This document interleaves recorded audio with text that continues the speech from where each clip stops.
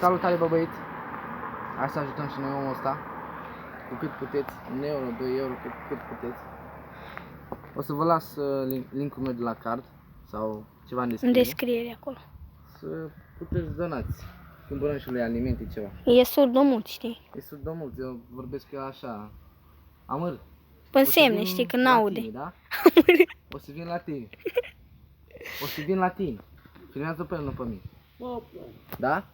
O să-ți aduc alimente. Dar dacă îi faci semne, mă, aude.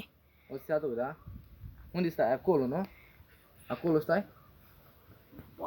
Aici stai? N-aude, mă, săracul. Aha. Da, mă. Mă, băieți, dacă e 1 euro, măcar să strâng acolo. Și 1 euro e bun, bă. Da, măcar... Bă, băieți, măcar 1 euro. Aha. N-aude, bă, săracul. Da, mamă, o să vin la tine, da? Ne găsim aici. Aha.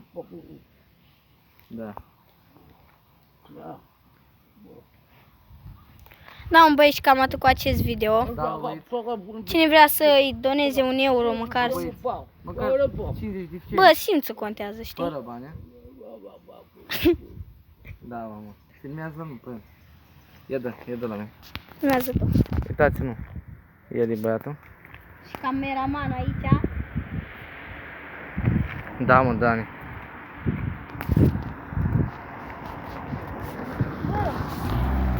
Dragii,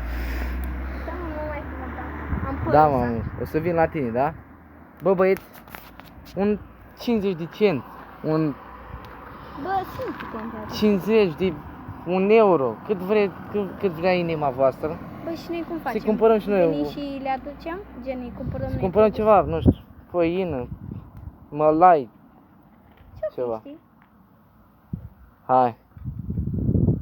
Și cam atât și cu videoclipul ăsta. O să vă las eu link-ul, o să-l pun pe canalul meu, Dorian CSGO. O să mă căutați acolo, o să vă las și link-ul de la canalul meu. Și o să-l pună și fratele meu aici. Pe canalul meu. Dacă e și vreți să faceți donații, intrați la canalul meu și eu las link-ul acolo în descriere. Și pe meu cum fac? Tot e... Pui tu link-ul? Nu, mă, pun doar link-ul meu de la canal și intră pe canal. Doar pe canalul tău. Da. Și cam atât cu videoclipul ăsta. Ne revedem altă dată când venim la el. Atunci când venim la el, știi, ca să nu zică lumea. Da, uitați-l, săracul. Stă acolo mai la vale, are o casă prăpădită. O zi bună să aveți.